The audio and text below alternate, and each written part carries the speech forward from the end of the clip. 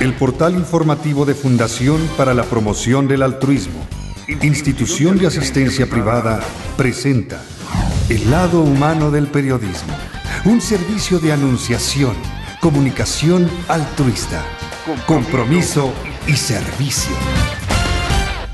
Hola, ¿qué tal? ¿Cómo están todos ustedes? Me da mucho gusto saludarles. Esto es Anunciación TV y vamos a platicar con Guadalupe Campoy, directora de la Asociación Mexicana de Fibrosis Quística, asociación civil, sobre la reforma de salud que se pretende en México y cómo beneficiaría esta reforma, si es que se da, al unir todos los sistemas de salud, el Instituto Mexicano del Seguro Social, el Instituto Mexicano del Servicio de Salud a los Trabajadores, el ISSSTE, la Secretaría de Salud, el Sistema Nacional para el Desarrollo Integral de la Familia, en fin, todos los servicios públicos de salud, si se unieran en un solo sistema y hubiera inversión privada, esto podría o no beneficiar a los pacientes que viven con enfermedades crónicas de baja incidencia, que se llaman también enfermedades catastróficas.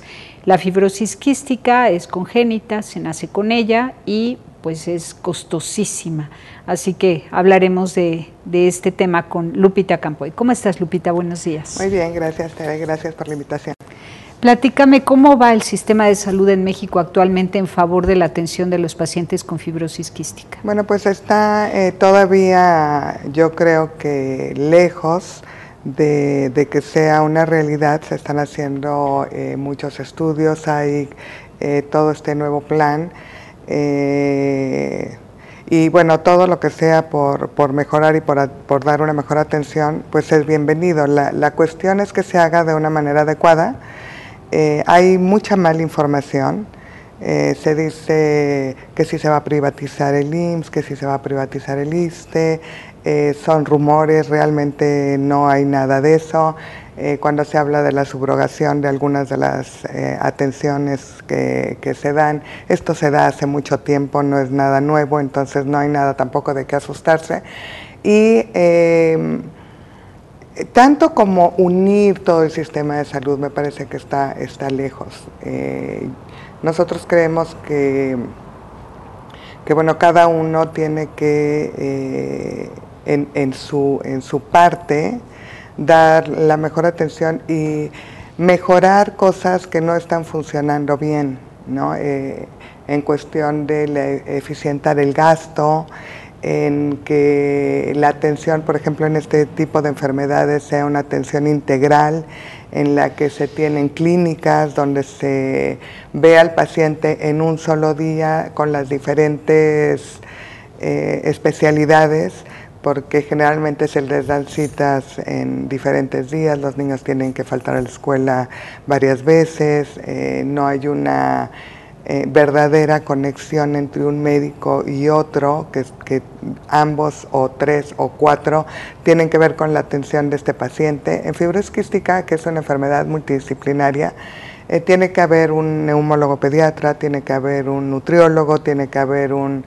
gastroenterólogo, se tiene que tener, a lo mejor no siempre, pero sí como una consulta para los niños que necesitan psiquiatra o psicólogo, y todo esto tiene que estar conectado unos con otros. Para ello también tienen que guiarse por unas guías de práctica clínica, que en México tenemos que decir que se ha hecho un gran trabajo en la elaboración. Hay muchas, pero faltan muchísimas, de hecho. Una de ellas Antes de pasar a esto, ¿no? Ajá. Vamos retomando lo que nos vas informando.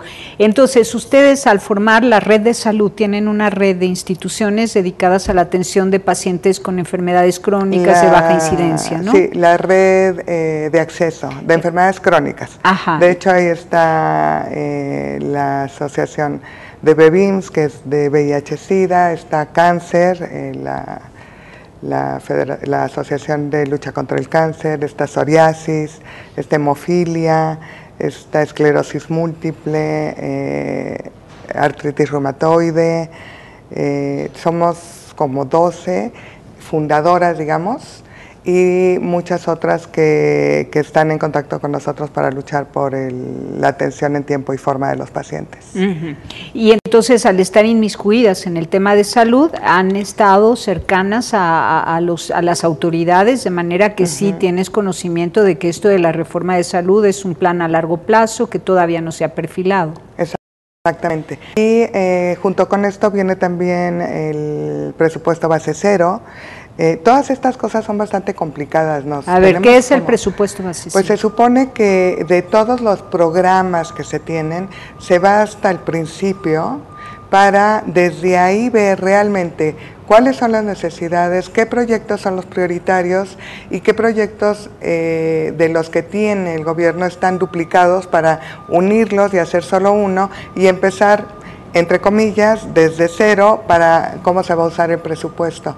Esto no es tan fácil, hay cosas que están a la mitad, por ejemplo, hay cosas que no se pueden quitar tan fácilmente o unir unas con otras, pero bueno, es un intento para eficientar el gasto y creo que es digamos, un paso que podría ser bueno. Pues no es un proyecto, esto se va a hacer. Lo que pasa es que tal cual empezar desde cero es imposible. Entonces se va a hacer bajándose a lo más que se puede, uniendo los proyectos que se duplican dentro del sector y así pues tener algún ahorro, que para nada es el ahorro que se requiere en salud. Una de las cosas que estamos en esta red y las asociaciones que nos dedicamos a esto, tratando de levantar la voz, es que no haya un recorte al presupuesto en salud. De hecho, el presupuesto que hay en salud no es suficiente. Entonces, más que un recorte, necesitaríamos una ampliación del presupuesto, ¿no? Ahora, tenemos que del presupuesto de salud a nivel nacional el 50% se va a la atención de pacientes con obesidad y enfermedades derivadas de la obesidad. Sí, diabetes, entonces esto a ustedes pega duro. Les pega durísimo y les ha de dar mucha rabia, ¿no? El decir, si estas personas no se cuidan y el sistema de salud entonces las atiende y por ese gasto, que es de más del 50% en atención a los problemas derivados de la obesidad, no se satisfacen las demandas de medicamentos para enfermedades crónico-degenerativas, catastróficas y de baja incidencia, enfermedades raras. Sí, no podemos negar, Tere, que hay un problema de salud grande en cuanto a obesidad, hipertensión, diabetes, todo esto, y de hecho en la red de acceso parte de estas enfermedades están representadas también. Y creo que en todo problema de salud pública hay una responsabilidad, cada quien a su nivel en nuestro país, y tenemos que atenderla y ser parte también de la solución.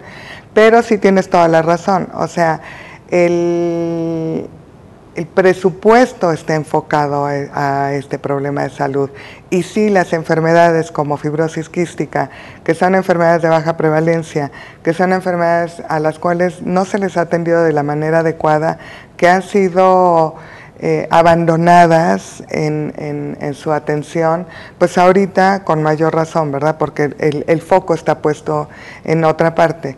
Porque además no es lo mismo haber nacido sano y enfermar por una mala alimentación, por el placer de comer golosinas, a nacer con una enfermedad y con todo el derecho como ser humano a ser atendido debidamente. Así y es el caso de los pacientes con fibrosis. De los pacientes con fibrosis y de muchas otras enfermedades que están como nosotros.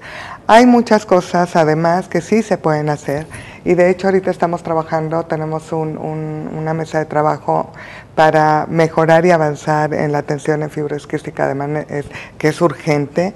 La diferencia de la atención, del promedio de vida, de la calidad de vida de un paciente con fibrosis quística en México a un paciente en otro lugar es abismal. Estamos más de 30 años atrás de países desarrollados.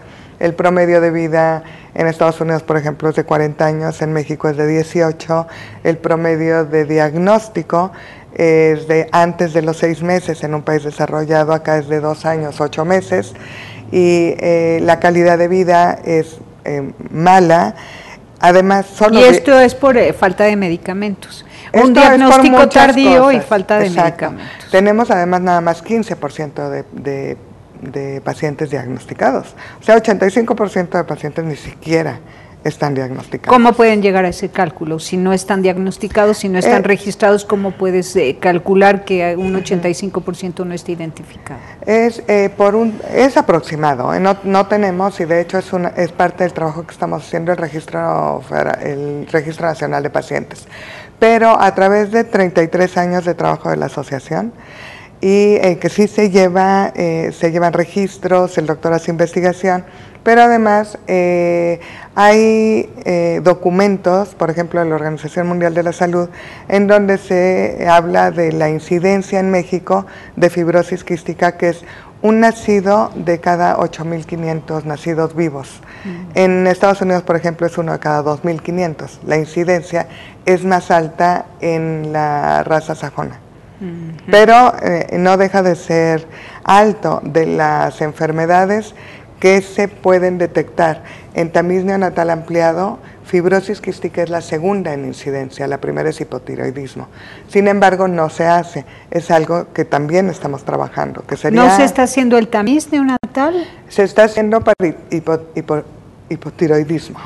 Nada más. Sí, y por ahí alguna otra, pero ya parece que para enero sale para 5 enfermedades, entre ellas fibrosis quística. A partir de enero del 2016 en México, en la República Mexicana.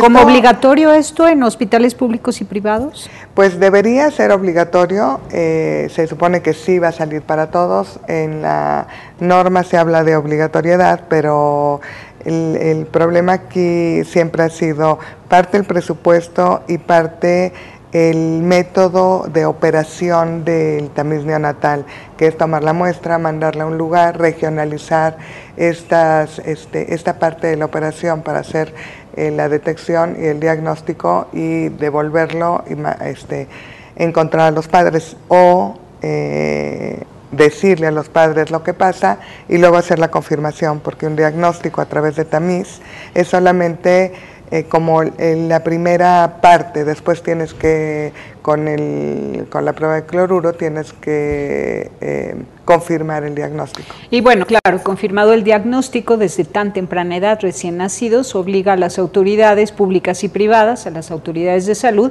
a proveer el medicamento. Porque no es posible darte un diagnóstico y dejarte solo con un gravísimo problema crónico y degenerativo sin ninguna solución, ningún remedio para poder ampliar el promedio de vida del paciente. Vamos a un corte y regresamos con más.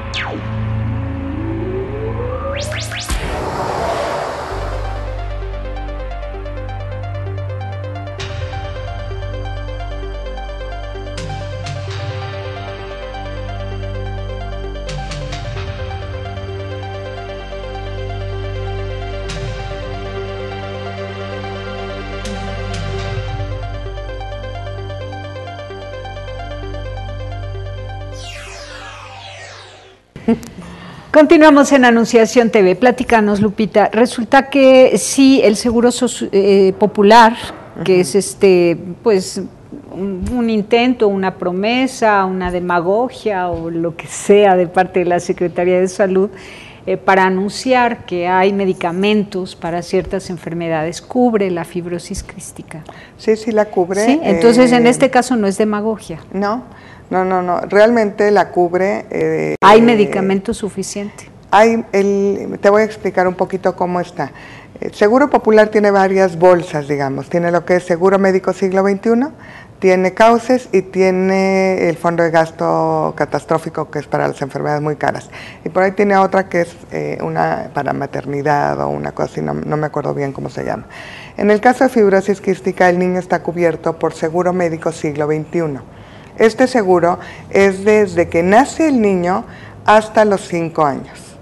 Pero en fibrosis quística, si el niño nace, lo registran en Seguro Médico Siglo XXI y se le diagnostica antes de los 5 años, la enfermedad estará cubierto de por vida. Entonces, esta parte se liga con la importancia del tamiz neonatal ampliado. Si nosotros diagnosticamos a un niño en cuanto nace con el tamiz, se le confirma, el niño no tiene ningún tipo de seguridad social, se registra en Seguro Popular, en Seguro Médico Siglo XXI, y ya con el diagnóstico de fibrosis quística se le da la atención en los hospitales acreditados, donde además hay clínicas o hospitales donde sí existen médicos que pueden atender la enfermedad, como sería el Hospital Federico Gómez, el Instituto Nacional de Pediatría, y en los estados hay ese tipo de hospitales, los que son de segundo o tercer nivel. Los medicamentos tienen acceso a todos mientras estén en cuadro básico de salud. En México están prácticamente todos los medicamentos, menos los que son muy, muy nuevos, que se acaban de empezar a usar en países desarrollados, que tendremos que empezar a luchar para que lleguen a México. Pero los que ya se han venido usando y que han tenido grandes resultados en la enfermedad ya están en México. Entonces aquí la cuestión es articular las partes que tienen que ver para que el niño y la familia lleguen a, uno, estar informados, registrarse, llevar los documentos que tienen que tener para el registro, que es muy sencillo realmente, que el médico sepa que tiene este derecho el niño, porque a veces el mismo médico no lo sabe, que el gestor del hospital, que es quien representa a Seguro Popular dentro de los hospitales, y tiene que dar la información a los familiares, sepa también que fibrosis quística está contemplada, que tiene acceso a todo esto, que tienen los niños derecho, y que entonces se llegue a este beneficio. ¿Cuánto cuesta mantener médicamente a un niño con fibrosis quística al mes? Pues mira, el promedio, digamos, del que habla la Organización Mundial de la Salud es $40,000 anuales, que es mucho dinero. Pero esto depende de cómo está el niño. Cuando están muy graves es mucho más, porque hay muchas hospitalizaciones, medicamentos mucho más sofisticados, antibióticos y todo esto. Cuando el niño tú lo diagnosticas a tiempo y tiene todavía una calidad de vida muy buena y no están afectados sus pulmones, es menos. Pero sí es alrededor de, pues yo creo que sí, 30, 40 mil pesos mensual. 30 o 40 mil pesos mensuales, ¿es inaccesible para las familias mexicanas? No, totalmente. Totalmente inaccesible. Y ahora hay medicamentos que hay uno que este año apenas salió, digamos, para la venta, para los pacientes en Estados Unidos y estos lugares, cuesta 300,000 pesos mensuales. 300,000 pesos mensuales. Pero corrige el defecto del gen. Entonces, mientras lo está tomando el niño, la enfermedad está en el área pulmonar, la enfermedad está digamos, corregida. Si lo deja de tomar, no. Entonces es... ¡Qué barbaridad! Bueno, esto también es una denuncia, porque decir que cuesta 300,000 pesos mensuales el medicamento... Aproximadamente, sí. Es de verdad una denuncia y es un llamado implícito a los laboratorios a que no abusen, porque los laboratorios casi siempre son sostenidos por fundaciones internacionales que pagan las investigaciones, financiando las investigaciones a manera de donativos. Y ya después de que han sido becados todos los científicos e investigadores, crean la medicina, la patentan y después la venden carísima como una forma muy sádica de presentarla públicamente. Sí, es un sadismo, es decir, mira, exacto, aquí está el medicamento, pero lástima que no lo puedas pagar. Sí, y los padres la ven así como algo imposible, porque realmente si no hay una acción de voluntad que se ha hecho en algunas ocasiones con algunos medicamentos en países como África o países muy muy pobres, en que de alguna manera no es que lleven al genérico, sino hacen una presentación para ese país y pueden ingresarla con un precio accesible para los pacientes, pues no es algo que pueda ser comprado por los padres de aquí. Imposible. Entonces está lejos, a menos de que haya, no sé, acciones de veras de voluntad de parte, como tú dices, de los laboratorios, el gobierno mismo, para voltear a ver a personas, ciudadanos, que tienen oportunidades y que no se quiere voltear a verlas, ¿no? ¡Qué barbaridad! De verdad que sí, eso es terrible. Sí. Los laboratorios están también siendo como los mineros, empresas súper injustas, industrias tremendamente agresivas para los pobladores de la tierra. Es duro, ¿eh? Duro. Pues estas enfermedades sí tienen como una complejidad enorme dentro de todo lo que significa desde vivir con una enfermedad, poder tener acceso al tratamiento adecuado, tenerlo a tiempo, ¿no? Porque a veces, como el diagnóstico llega tan tarde que todo el deterioro que tienen los pulmones, por ejemplo, de los niños, cuando se diagnostica tarde no es reversible. Bueno, vamos a platicar sobre los síntomas, para que los papás, si el médico no ha sabido diagnosticar al bebé o al niñito, entonces los papás puedan ir identificando algunos síntomas y poder aproximarse al diagnóstico, ¿no? Exacto. Y buscar un especialista a través de ustedes para verificar el diagnóstico. ¿Cuáles son los síntomas? Pues mira, desde el nacimiento. Un niño con fibrosis quística, cuando tiene una mutación muy grave, y solo el 15% de ellos nace con un hilio meconial.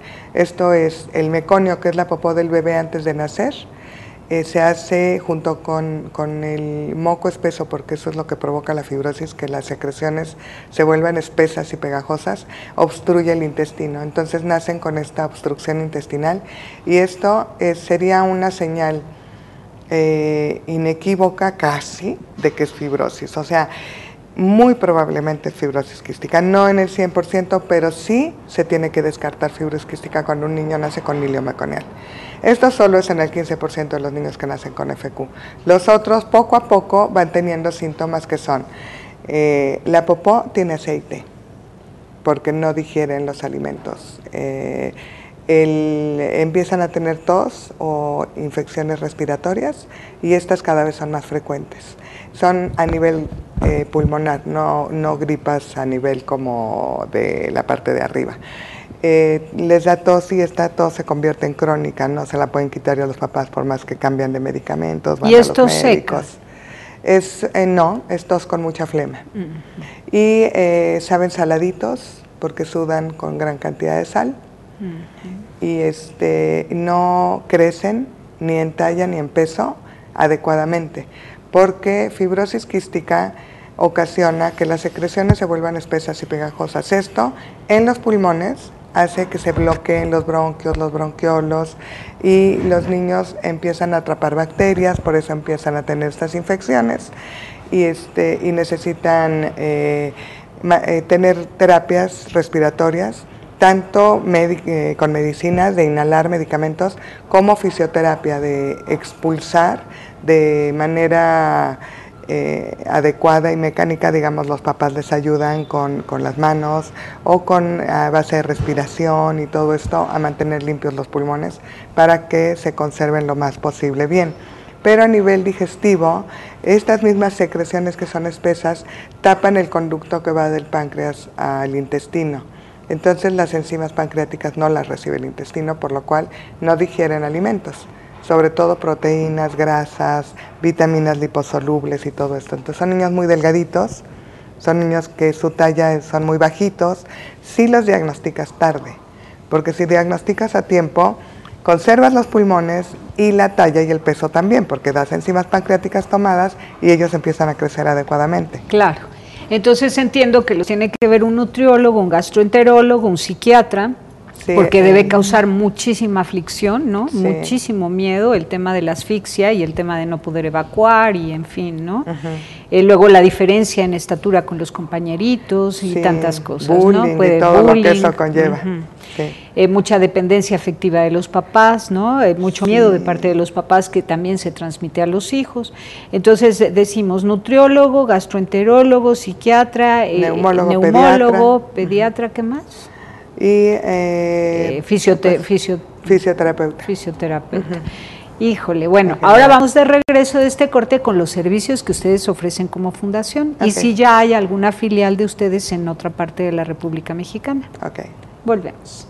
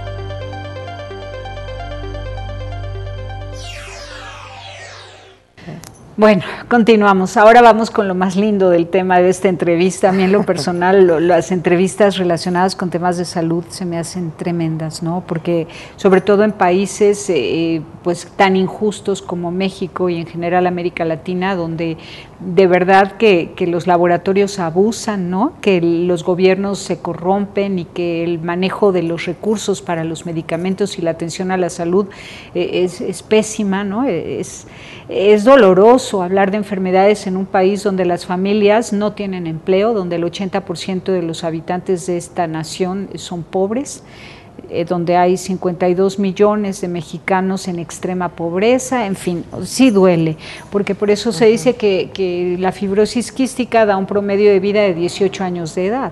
Claro, en países donde hay tanta ignorancia, tanta corrupción, tanta injusticia, falta de medicamentos, no hay ni el tamiz neonatal para diagnosticar a tiempo y entonces no se hacen derechohabientes de este seguro popular que les proveería de los medicamentos por toda su vida, etcétera.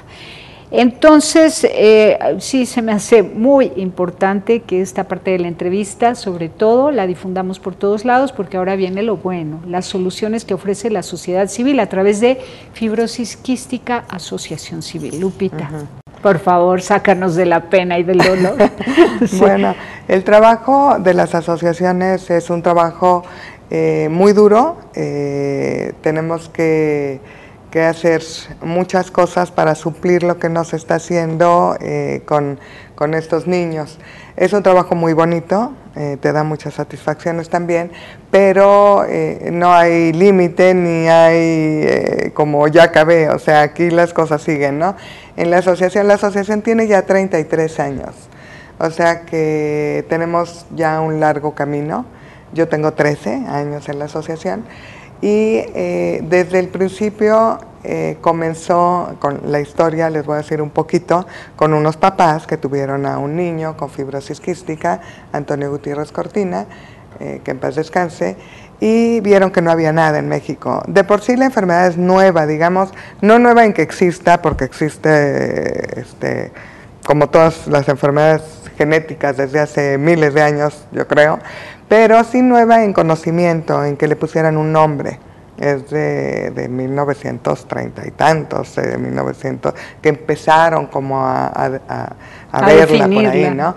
Y este papá vio que no había nada en México, entonces decide fundarla y traer información, pero se da cuenta que la información no es suficiente, entonces dice, no, pues necesitamos un laboratorio de diagnóstico, no hay quien los diagnostique. Entonces, en 1984 se pone en la asociación el primer laboratorio de diagnóstico en el cual han venido niños de toda la República Mexicana a diagnosticarse.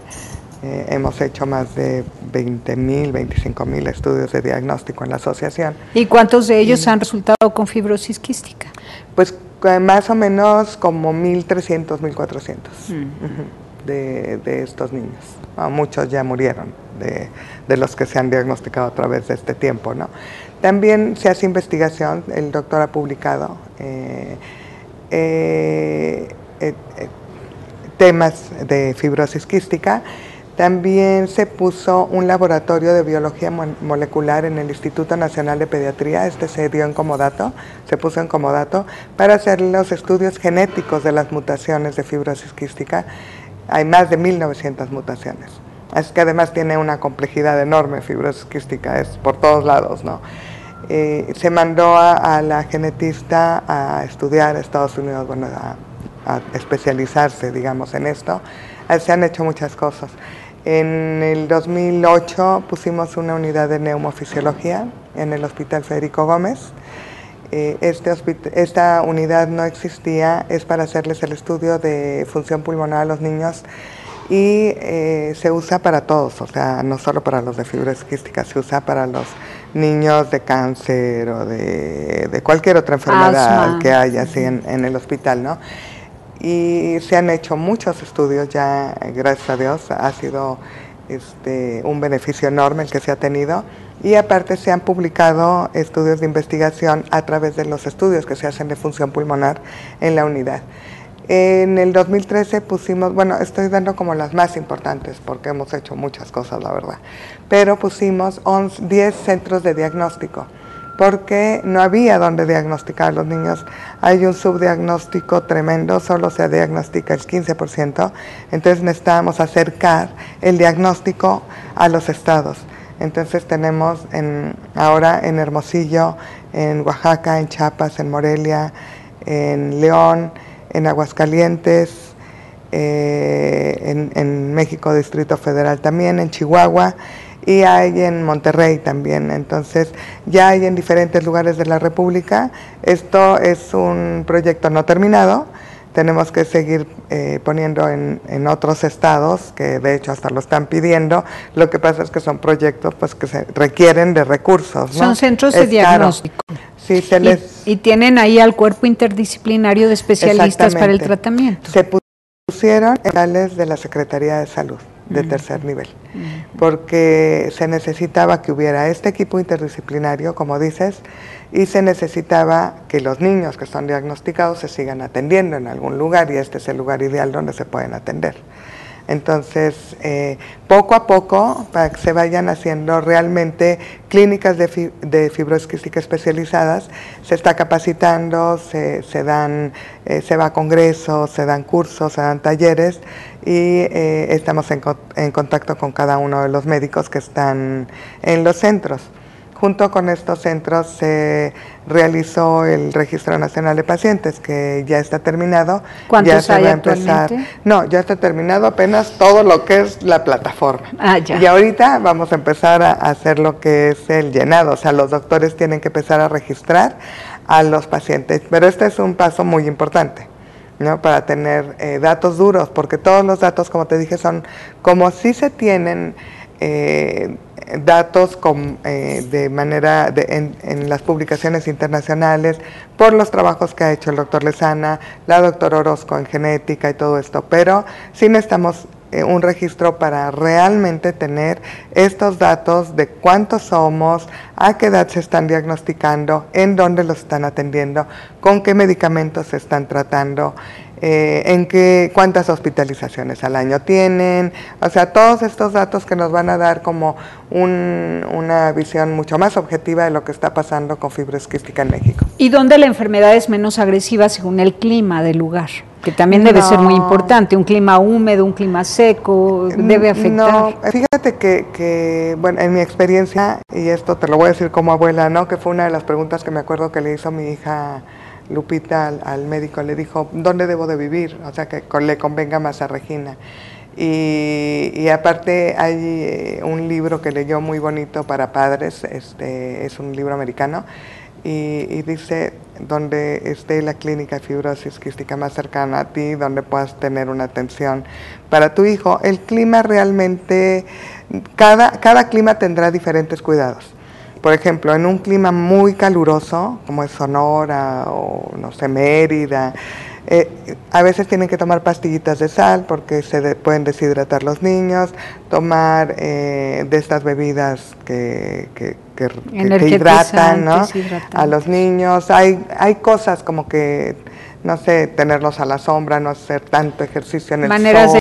De compensar. ¿No? Pero me refiero sobre todo a la humedad y sequedad del lugar.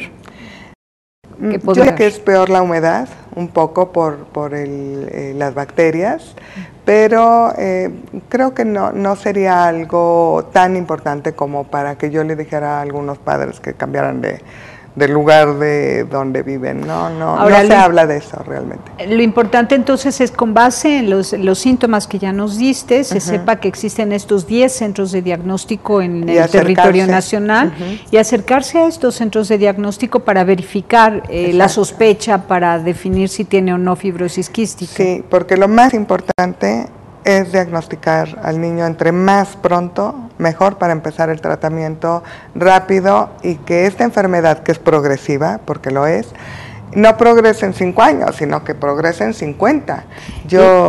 Dime, ¿los médicos de la asociación interceden a través de los gestores de los organismos públicos para que puedan inscribir a estos niños en el Seguro Popular? Sí, los médicos saben que está el Seguro Popular Siglo XXI, que el niño que todavía no tiene 5 años debe estar inscrito de inmediato con el diagnóstico de fibrosis quística, y que el gestor tiene que hacer la parte de, tener registrado al niño y poner todo lo adecuado para que el niño pueda empezar a recibir sus medicamentos. Pero la institución interviene, o sea, intercede entre el gestor y los papás. El médico habla con los papás, digamos. Y les da el camino, ¿no? Y les dice que vean para qué. Y el gestor es el que tendría que dar toda la información para que los familiares sepan qué hacer para acceder al tratamiento y al medicamento. El gestor está ahí para eso. El gestor es la persona que pone el seguro popular para que dé información y guíe a los papás para que llegue a donde tiene que llegar y se le dé la atención y se le dé el medicamento. Y aunque estén en el Seguro Popular, este centro de diagnóstico donde está el cuerpo interdisciplinario de especialistas va a seguir al pendiente de ese paciente. El Seguro Popular es como la herramienta a través del cual le llega el medicamento al niño, es el que paga todo este tratamiento, pero quien está al cargo del niño es el médico y el equipo de médicos. De Fibrosis Quística, Asociación Civil. No, del hospital. Del hospital. Pero estos centros de diagnóstico trabajamos coordinados con la Secretaría de Salud en este punto. Nosotros hablamos con cada director de los hospitales donde iban a estar los centros y se hizo un convenio con ellos, en el cual nosotros les dimos el equipo para que se hiciera el diagnóstico y les damos pláticas a quien hace el estudio, a la enfermera, a los médicos, a quienes están encargados, pero el hospital se encarga. Nosotros el primer año surtimos los reactivos para que se hicieran los estudios de diagnóstico de ese año, pero en el convenio ya viene la obligación del hospital de continuar comprando los reactivos y con todo lo que conlleva el que se dé el diagnóstico en los hospitales. ¿Y de qué manera la asociación supervisa los hospitales? Ahora sí que el ciudadano supervisa a la autoridad, ¿de qué manera lo hacen? Los doctores nos mandan todos los meses el número de diagnósticos que hacen, cuántos son positivos y cuántos son negativos. Ah, qué bueno. ¿Y de entonces sí tenemos este contacto. Y de hecho todo esto está en el convenio que se hizo con los hospitales, pues se trata de amarrar un poco para que las cosas se sigan dando, ¿no? Y no que se quede el equipo en un cajón. Entonces hay lugares donde está funcionando mejor, hay lugares donde tenemos que jalar más y tenemos que visitar porque... Hay que animar. Exactamente, sí. Muy bien. Y hay que dar muchos donativos para ayudar a las que no tienen recursos, que son muchísimas en este país, y a fin de que puedan seguir los caminos correspondientes. A veces son pasajes incluso de una ciudad a otra para llegar al centro de diagnóstico, hospedaje y tantas cosas, ¿no? Sí, sí. Bueno, quizás a lo mejor también una beca de trabajo porque el papá tiene que dejar su empleo para poder atender al hijo durante un periodo largo, en fin, hay tantas cosas, ¿no? Que a través de la Asociación de Fibrosis Quística se pueden lograr si cooperamos con ellos. Los datos han estado en pantalla. Lupita, espero que se pongan en contacto contigo y que puedan verificar muchos diagnósticos y sacar adelante a nuestros niños. Pues ojalá, ese es nuestro trabajo y el objetivo es el lograr que todo niño que nace con fibrosis quística en nuestro país sea diagnosticado y atendido. Muy bien. No, ¿el congreso del 22 de septiembre del 2015, dónde va a ser? Sí, tenemos un foro el 22 de septiembre en el Instituto Nacional de Perinatología.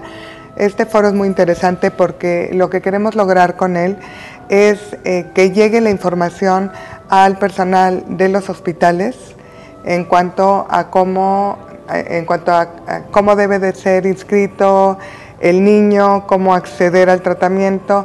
Hay muy poca información de repente en los hospitales, entonces tenemos que hacerles llegar esto.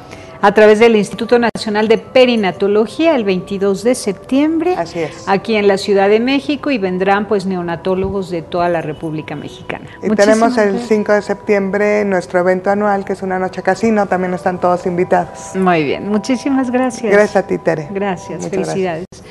Pásela bien haciendo el bien, hasta la próxima. Sí hay soluciones. Aquí, en el portal informativo de Fundación para la Promoción del Altruismo, Institución de Asistencia Privada. El lado humano del periodismo. Un servicio de anunciación, comunicación altruista. Participa en Facebook, Todo México Somos Hermanos, y síguenos en Twitter, @somos_hermanos.